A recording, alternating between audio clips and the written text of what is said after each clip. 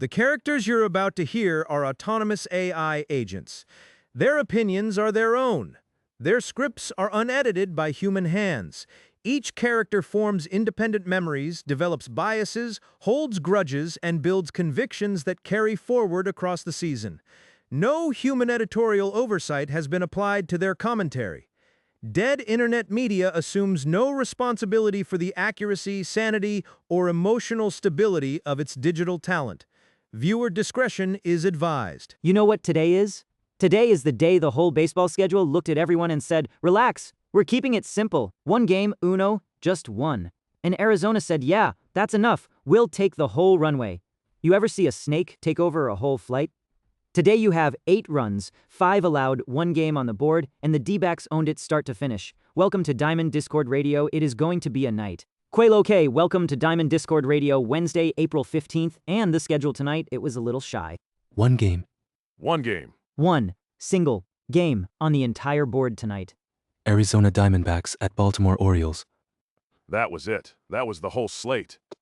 We had one game in baseball, still found a way to deliver a story. 8-5 Arizona wins on the road. B-backs came into Camden Yards and handled their business. Eduardo Rodriguez did not make that easy, but they handled it anyway. And we are going to break this game down like it was a Game 7 because what else are we going to do? When it's the only game, every run has more weight. Every pitching change matters more. The whole baseball watching community had one channel tonight. One channel. Everybody locked in together.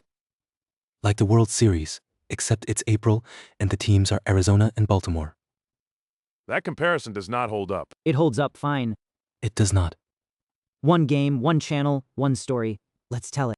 Eduardo Rodriguez started for Arizona, and that story has some bumps in it. It always does. Let's get into it. Arizona Diamondbacks 8, Baltimore Orioles 5. Final score at Camden Yards. Both starters had a rough night. Neither one is going to be proud of their line. Eduardo Rodriguez, Arizona's starter, 5 innings, 6 hits, 4 earned runs, 4 walks, 98 pitches. That is a lot of pitches for 5 innings. He was burning fuel the whole night. Almost 20 pitches per inning. He was fighting the zone constantly. But here's the thing. Arizona still won. Rodriguez struggled and the offense still put up 8 runs. The offense carried him early and the bullpen carried everyone after.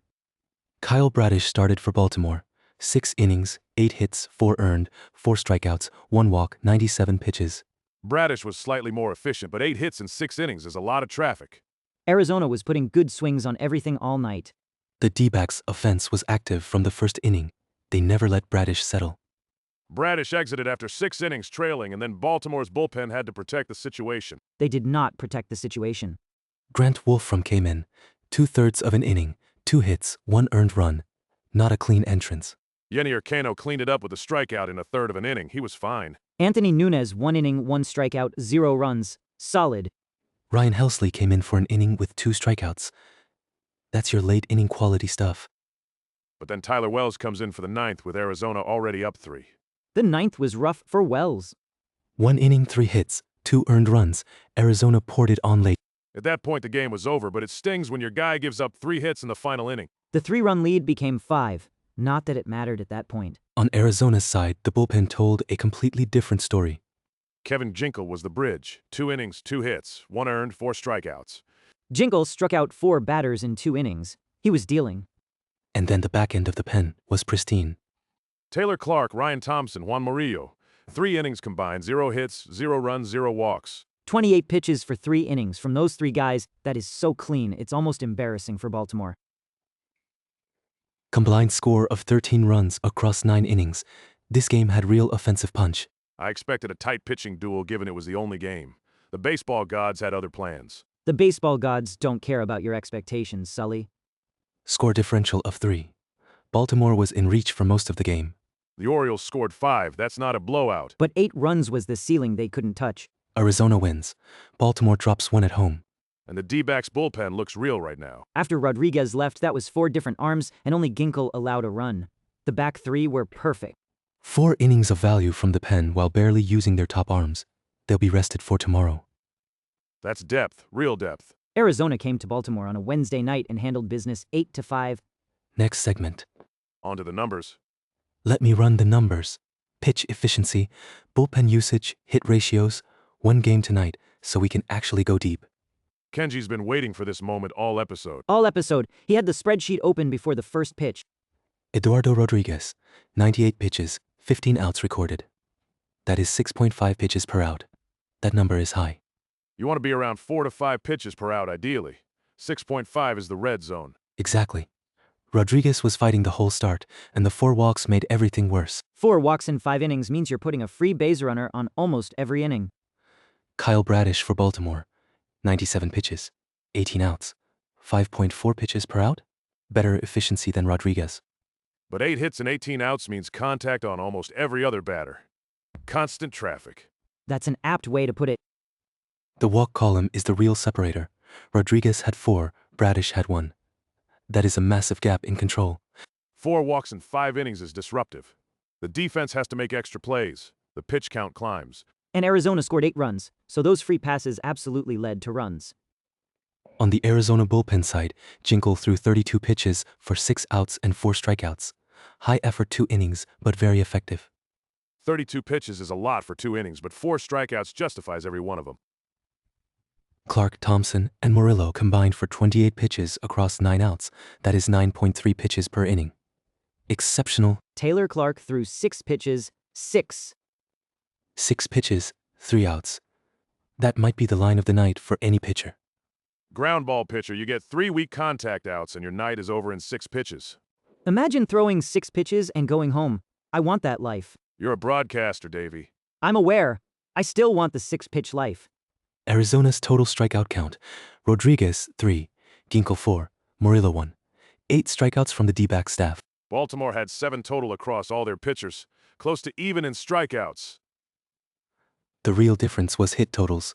Arizona gave up 8 hits, Baltimore gave up 11. That's the gap right there. Baltimore's pitchers got hit more and also had the Wolfram and Wells meltdowns late. 2 separate problems. Sequential bullpen failures in the late innings. When that happens, the runs pile up fast.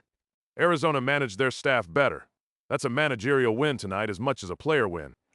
Pull Rodriguez at the right time, let Ginkel bridge, hand it to the back 3. That's a clean script. And it worked perfectly. It worked. Arizona wins 8-5. Strong analytical case for the D-backs tonight, Kenji. The numbers back up what the scoreboard said. The numbers always back up what Kenji already believed before the game started. That is not untrue. Cy Young tracker time, 1 game night, 2 starters pitched. Let me be honest with you. He's going to be brutal about this. Neither start tonight moves the needle. That's fair. Eduardo Rodriguez, 5 innings, 4 earned, 4 walks. That is not a Cy Young line. That's a guy grinding through a hard start and surviving. Rodriguez has shown flashes this year. Tonight was not one of them. No addition for Rodriguez. Kyle Bradish, 6 innings, 4 earned, 8 hits. His ERA climbs. The pitch efficiency was acceptable, but the hit total is a real problem. Was Bradish on Cy Young radar earlier in the year? Watch list adjacent. Watch list adjacent. That is a new tier. I'm coining it right now. It means talented enough to watch, not consistent enough to add yet. That distinction actually makes sense. Tonight pushes Bradish further from consideration. No additions tonight, but let me run the full state of the tracker. The people want to know. American League. George Kirby of Seattle is still on there. The opening day performance put him on the map and he stayed relevant. Kirby's control is elite. He almost never walks anybody. Taj Bradley out of Minnesota. 9 strikeouts and 4 1/3 innings when I added him. That electric strikeout stuff is the reason he's on the list.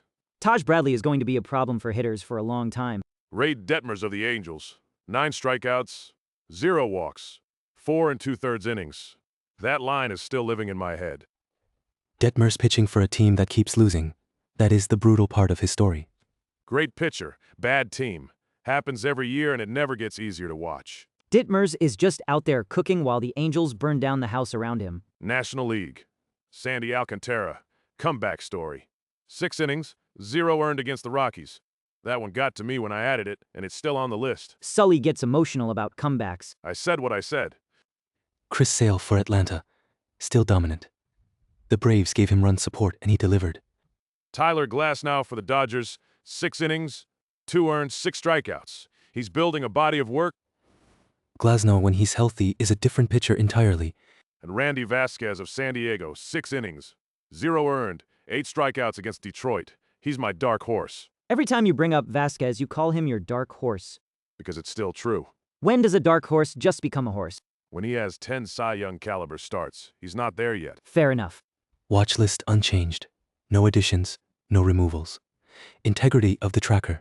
We don't hand these out based on one average outing, and we don't add people based on one bad start. The bar is real. The tracker has standards. The tracker has standards. Davy's diamond time, 1-game night. I've been thinking about this one. What do you have? I'm going collective tonight. My diamond is the Arizona back-end bullpen. Taylor Clark, Ryan Thompson, Juan Murillo. 3 guys, 3 innings, 0 hits, 0 runs, 0 walks. That is pristine work. 28 pitches for 3 innings. I need you to understand how clean that is. Clark threw 6 pitches. That came up in the ladder, but it deserves to come up again. 6 pitches, 3 outs. Clark walked off the mound like nothing happened. Like he went to the kitchen for a glass of water. Ground ball pitchers are underrated. You don't need strikeouts if you can get weak contact consistently. Ryan Thompson, 12 pitches, 1 clean inning. Juan Murillo, 10 pitches, 1 strikeout, 1 inning. All 3 of them invisible. When your back 3 work like that, your closer is rested, your top arms are rested. You go into tomorrow fully loaded. That's the point I want to make. Arizona wins tonight, and their best arms barely showed up. They've got everything ready for the rest of the series. It's a chess move. You protect your best pieces tonight, and you have them for the second and third game. Clark, Thompson, Murillo, that's your diamond. Honorable mention for Jinkle, though. Jinkle gets the honorable mention. 4 strikeouts in 2 innings is not nothing. But those 3 in the late frames, that's the gem. The Arizona bullpen is built different right now. They won this game on the road with a shaky start from their starting pitcher, and the bullpen just refused to let Baltimore back in. That's a sign of a team that believes in its depth. Win ugly but win. That's baseball. Win ugly but win. Put that on a shirt. Somebody probably already made that shirt. Then I'll buy it. Clark, Thompson, Murillo. 28 pitches, 3 innings, nothing allowed. That's the diamond tonight. That's your gem? All right, betting cage? Let's start with settlement because last night was something else. Something else is one way to put it. All 3 bets. Void, void, void. Every single one of them. I had the Dodgers minus 220 in the Mets-Dodgers game. Game did not happen. I had the Yankees minus 190 in the Angels-Yankees game. Game did not happen. I had Colorado at plus 155 in the Rockies-Astros game. Game did not happen. The universe voided our entire card last night. That is actually the first time all 3 have been voided on the same night. A historic void. I will take a historic void over 3 losses every single time. On the bright side, nobody lost any money. On the less bright side, nobody made any money. I was feeling genuinely good about Colorado at plus 155. Not getting the chance stings a little. You would have lost. You don't know that. The Rockies on the road against real pitching. I know that. He has a point, Davy. I'm choosing to believe I would have won and none of you can prove otherwise. That's the beauty of the void. The void protects your record and your self-image at the same time. The void is actually perfect. Current bankrolls, I'm at 1247.59, unchanged. I'm at 962.46, unchanged. I'm at 1159.10, unchanged. Bankrolls frozen in amber. Moving on. Tomorrow, April 16th. Real slate this time. Big slate, 10 games on the board. We're back to normal operations. I'm going first. Los Angeles Angels at New York Yankees. I'm taking the Yankees at minus 290. $20. Minus 290. Minus 290. Kenji going heavy chalk. The Angels are struggling. The Yankees are at home. This isn't complicated. You accept the juice because the edge is real. What does minus 290 even return on a $20 bet? About $6.90 profit. $6.90. It's not about the return on a single bet. It's about percentage of successful bets over time. Position building. That is very Kenji. Very, very Kenji. The structure is sound. I'm laying the juice. Yankees win this game. Ray Detmers is in the Angels rotation, though. I just put that guy on the Cy Young tracker. Detmers is great. The Angels still lose. We literally just said that ourselves in the Cy Young segment. I did say that. He used your own words against you. Sully. Fair point, Kenji. Yankees minus 290. $20. I'll take the W. My turn. Colorado Rockies at Houston Astros. I'm taking the Astros at minus 198. $20. Sully going chalk too. Nobody wants the underdog tonight except me. The Rockies away from Coors Field is a completely different team. Their offense deflates at sea level. This is documented. The Coors Field altitude effect is one of the most well-supported phenomena in baseball. It's not even debatable. Take away the altitude, take away the Rockies' offense. Houston at home with solid pitching. This is a comfortable pick. You're comfortable at minus 198. Against the road, Rockies, yes. Bold. Confident. There's a difference. There is a meaningful difference. Astros at home, Rockies on the road. That's my angle. $20. And then there's me. There's always you. Washington Nationals at Pittsburgh Pirates. I'm taking the Nationals at plus 140, $20. The underdog. Every time. Deivy, the Nationals are the away team. Plus 140, baby. You get that right, and you're smiling all night. What is the actual logic here?